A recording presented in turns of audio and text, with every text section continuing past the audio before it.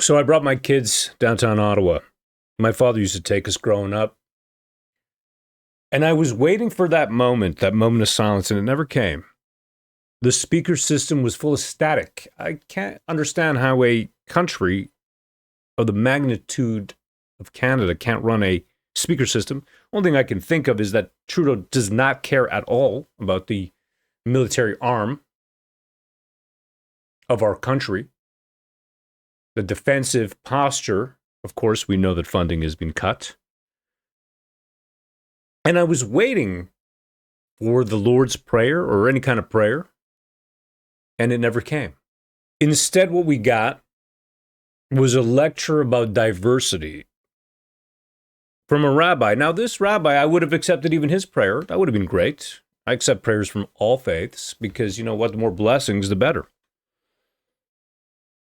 But no, I got a lecture on diversity instead. The members of our armed forces embody many virtues, but perhaps none more powerful than unity. And this was to become a constant refrain in this short speech, but the number of times that diversity and unity was mentioned, meanwhile, of course, our Prime Minister Justin Trudeau, an expert in division, who brooks no diversity of opinion, only diversity of skin color, no diversity of opinion over any medical procedures or your opinion about any other political matters. He'll shut you down. In a world often divided, the unwavering bond among our troops serves as a beacon of strength for us all. The Canadian Armed Forces, reflecting our nation's rich diversity, remind us of the remarkable achievements possible when we stand together for a cause greater than ourselves. Prime Minister Lester B. Pearson once said, "Canada is a country built on diversity." We've already heard unity and diversity twice now. What about the sacrifice? Sacrifices made by so many so that I can sit here and speak freely. Well, at least as freely as it'll let me. But I'll tell you what, still today, Canada is a free country. And it's one of the best countries. And it's built on the backs of people who have fought, lived, and died for our freedoms. My father taught me this. He wanted us to be a part of this country. And that's the reason I brought my children down. And I could not believe this talk. A quote about diversity being our strength. One more time. Prime Minister Lester B. Pearson once said, "Canada is a country built on diversity." I do not understand why this is the focus. And they promised us that we were going to get some kind of prayer, right? They kept saying, hey, prayer is not banned, right? That was a conservative myth being passed around in echo chambers. But instead, we got a lecture on diversity. And let's remember that the vast majority of Canadians are Christian. Why shouldn't we have the Lord's Prayer? Why shouldn't we have a chaplain leading this?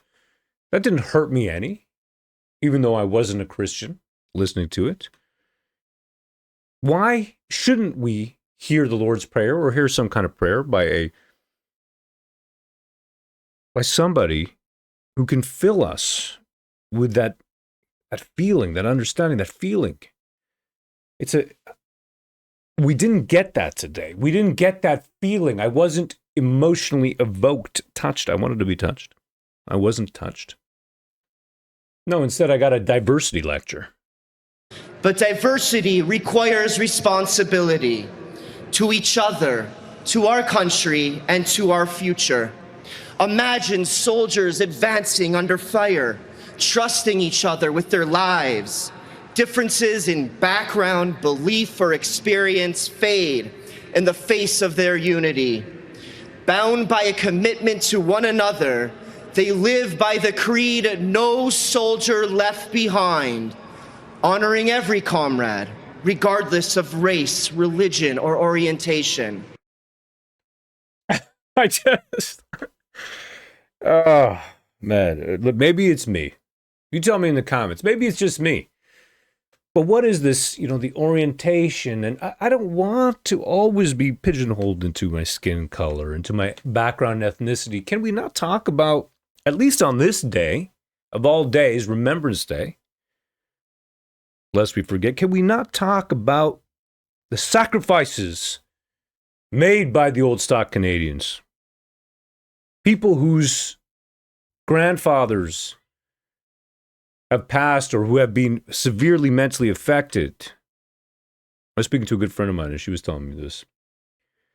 It's the reality. There's a big cost to war. And there's a big cost to freedom. It's just not free, as they say. Freedom is not free. But instead, I got this talk about diversity. And I don't even like really to talk about this because it feels like it's overshadowing some of what it means. But I was so mad. I was very pissed off. And I made it clear to my children. I wanted them to understand, listen, I had to give them a lecture after this. I had to make it clear. And we didn't even get the moment of silence. Do you know that? We didn't even get the moment of silence. They didn't announce it. I was there. And if you watch the CPAC to CBC broadcast, they don't announce it over the PA. And people were chattering behind me. They were chattering. It was supposed to be a 2-minute moment of silence, and it wasn't. There wasn't any. They did not announce it. And people were talking. The chatterboxes were asking, where's the moment of silence? It really annoyed me. So what I'm going to do tonight, I know it's not 11 o'clock anymore, but I'm actually going to sit down with the children and I'm going to have a good discussion with them. Thank you so much for your time. Really appreciate you being here. Let us uphold their legacy by strengthening the unity of our nation, embracing our diversity, and ensuring our collective voice remains louder than any forces that seek to divide